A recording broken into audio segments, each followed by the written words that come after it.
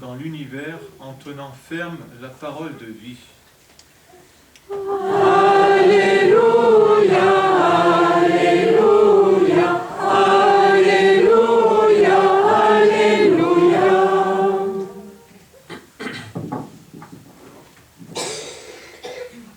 Le Seigneur soit avec vous. Et avec votre esprit. Évangile de Jésus-Christ selon saint Matthieu. Gloire à toi, Seigneur. En ce temps-là, les pharisiens allèrent tenir conseil pour prendre Jésus au piège en le faisant parler. Ils lui envoient leurs disciples accompagnés des partisans d'Hérode. « Maître, lui disent-ils, nous le savons, tu es toujours vrai et tu enseignes le chemin de Dieu en vérité. Tu ne te laisses influencer par personne, car ce n'est pas selon l'apparence que tu considères les gens. Alors, donne-nous ton avis. Est-il permis, oui ou non, de payer l'impôt à César, l'empereur ?» Connaissant leur perversité, Jésus dit, « Hypocrite, pourquoi voulez-vous me mettre à l'épreuve? Montrez-moi la monnaie de l'impôt. » Ils lui présentèrent une pièce d'1 denier. Il leur dit, « Cette effigie et cette inscription, de qui sont-elles » Ils répondirent, « De César. » Alors il leur dit, « Rendez donc à César ce qui est à César, et à Dieu ce qui est à Dieu. » Acclamons la parole de Dieu. Louange à toi, Seigneur Jésus.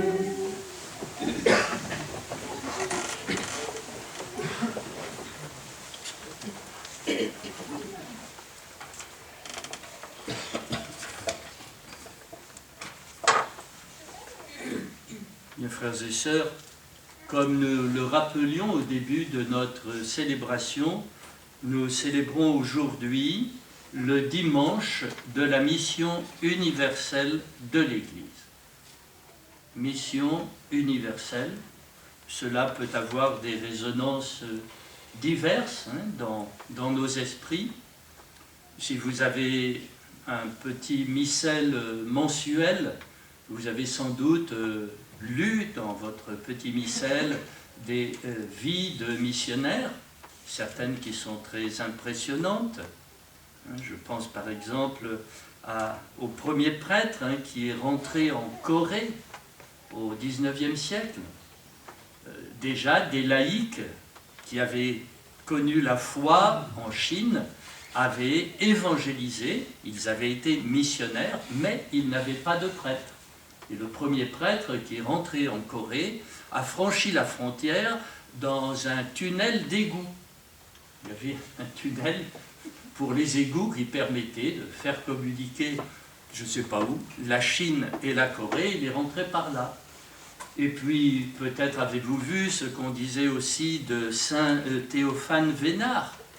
Saint Théophane Vénard, à l'âge de 7 ou 8 ans, en lisant la vie d'un missionnaire qui avait été tué au Tonkin quelques années plus tôt, s'était dit, mais moi aussi, je vais être missionnaire. Et ensuite, il est donc parti, après s'être formé aux missions étrangères de Paris, il est parti pour le Tonkin, et à l'âge de 31 ans, il a été arrêté après plusieurs années de ministère clandestin. Il faut quand même aimer notre Seigneur, on n'a pas à dire pour faire des choses pareilles. Après plusieurs années de ministère clandestin, il a été arrêté, mis en cage, vous savez, les cages de bambou, voilà, et torturé, etc. Et puis finalement, décapité, je crois. Bon, et on pourrait continuer. Nous venons d'entendre, dans la deuxième lecture, le début de la première lettre de Saint Paul aux Thessaloniciens.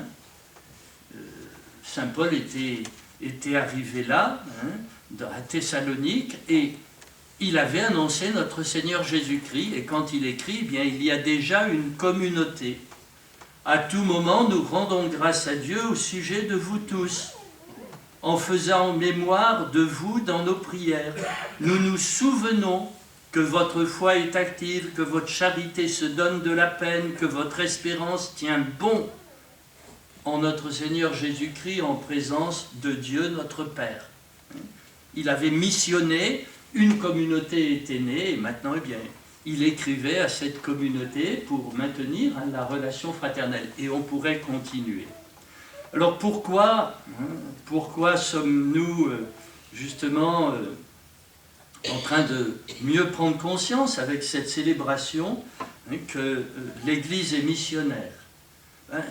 Par exemple, nous pouvons nous rappeler les paroles de notre Seigneur Jésus-Christ à la fin de l'Évangile selon saint Matthieu, avant son ascension. Les disciples sont réunis autour de lui, qui est ressuscité. Il s'approche d'eux, écrit Matthieu, et leur adresse ces paroles. « Tout pouvoir m'a été donné au ciel et sur la terre. Allez, de toutes les nations, faites des disciples. Baptisez-les au nom du Père et du Fils et du Saint-Esprit. Apprenez-leur à observer tout ce que je vous ai commandé. Et moi, je suis avec vous tous les jours jusqu'à la fin du monde. » Des paroles on ne peut plus claires.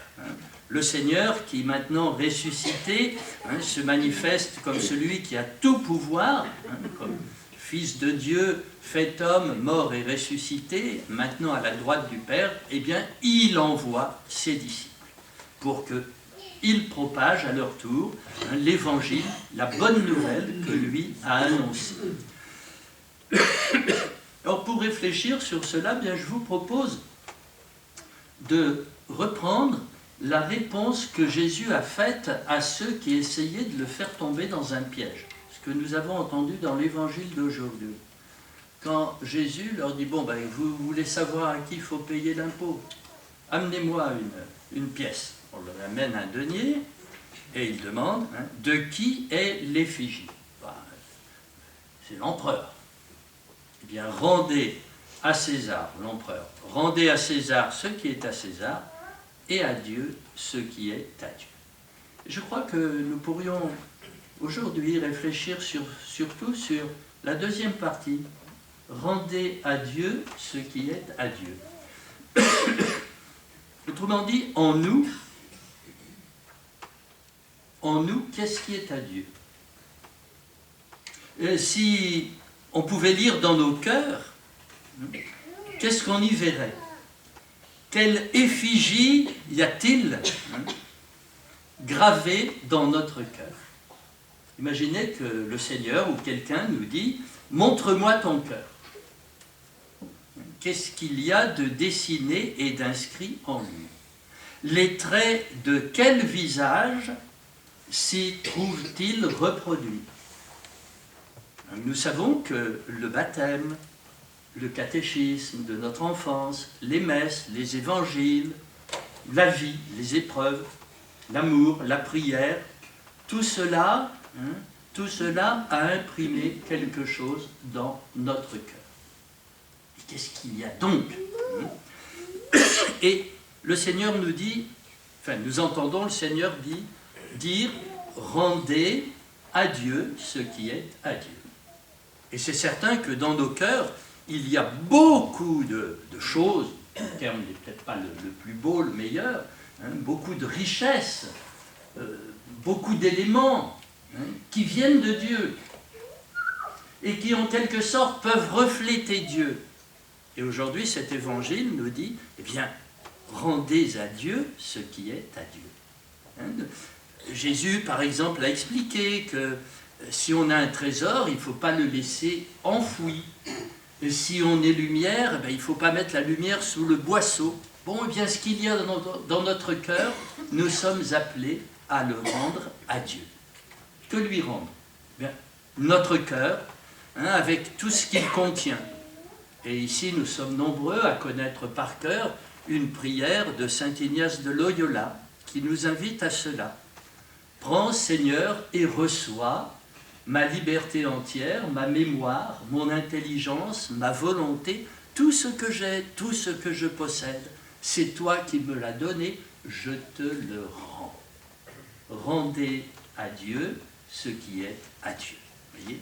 Et la mission universelle, eh bien, nous pouvons la concevoir dans cette ligne, à savoir que ce que nous avons reçu, maintenant, à notre tour, nous le donnons.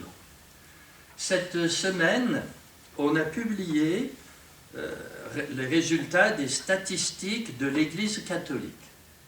Et pour faire bref, on a appris que les catholiques augmentent sur tous les continents.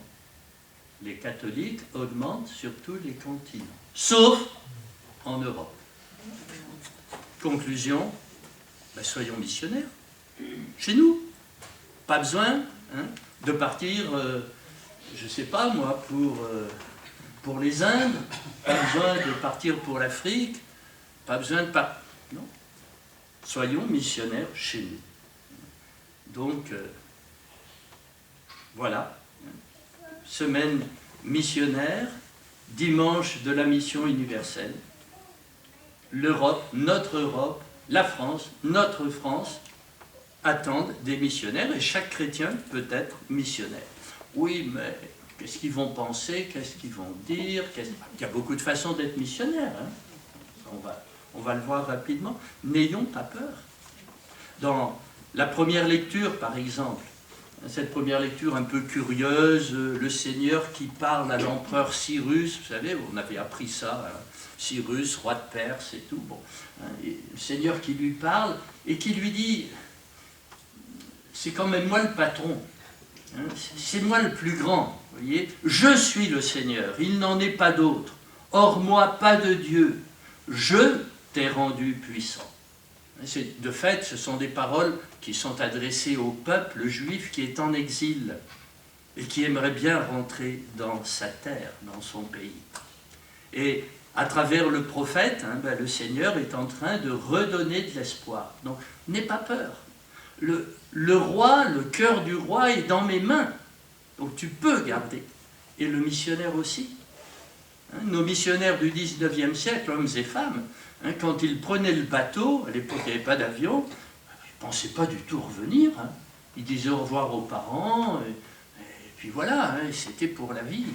Et en général, c'était comme ça, ils ne revenaient pas. Soit qu'ils mouraient de fièvre, soit qu'ils étaient décapités, soit qu'ils mouraient normalement. Bon. Mais n'aie pas peur, ils n'avaient pas peur. Pourquoi? Parce que leur confiance était dans le Seigneur. Pour nous, c'est pareil. Nous pouvons faire confiance au Seigneur. Donc, la mission, dans le fond, c'est simplement de rendre à Dieu ce qui est à Dieu. Et qu'est-ce qui est à lui? Ce qu'il est. Or, qu'est-ce qu'il est essentiellement, il est amour, nous dit Saint Jean. Dieu est amour. Donc, nous serons missionnaires dans la mesure où autour de nous, là où nous vivons, dans notre famille, là où nous travaillons, là où nous nous reposons, nous nous divertissons, nous mettons de l'amour. Toujours, partout et envers tous.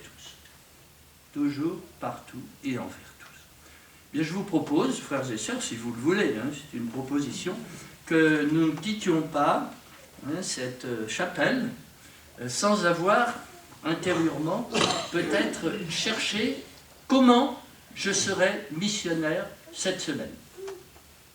Comment je serai missionnaire dans le mois qui vient. Bon. Je vous laisse ça, je vous le propose. Ça peut être quelque chose de très pratique. Et enfin, bien, je conclus en nous proposant justement de confier cette petite recherche et puis ensuite notre activité missionnaire, confier aux saints patrons de la mission. Ils sont très différents, n'ont pas vécu à la même époque. L'un est un homme, l'autre est une femme. L'un est mort sur une petite île à quelques encablures de la Chine. Il était passé par les Indes, il était passé par le Japon, et il voulait débarquer en Chine, il n'a pas pu, et il s'appelait François Xavier, patron des missions. Et puis l'autre, une petite jeune femme, qui est morte à 23-24 ans, après être rentrée au Carmel à 15 ans, et qui s'appelle Thérèse de l'Enfant Jésus, patronne des missions. Comme quoi, une résolution possible, mais la prenez pas toute celle-là, de résolution, c'est de prier pour les missions. C'est bien, c'est bien. L'un et l'autre, et ça c'est frappant, avaient le cœur brûlant d'amour de Jésus. Et ils voulaient le faire connaître. Et c'est parce que l'amour de Jésus les brûlait, que François est parti et est passé de pays en pays, il ne connaissait pas la langue, rien, mais voilà, c'était l'amour qui le portait. Et il allait donner de l'amour. Et puis c'est le même amour brûlant qui a fait que Thérèse, à l'âge de 15 elle n'avait pas encore 15 ans, lors d'un pèlerinage à Rome, a pu s'agenouiller devant le pape Benoît, comment c'était, Léon XIII, et lui demander l'autorisation de rentrer au Carmel à 15 ans. Le même amour de Jésus. Eh bien, qu'ils intercèdent pour nous afin que nous découvrions chacun, chacune, comment être missionnaires là où nous sommes. Amen.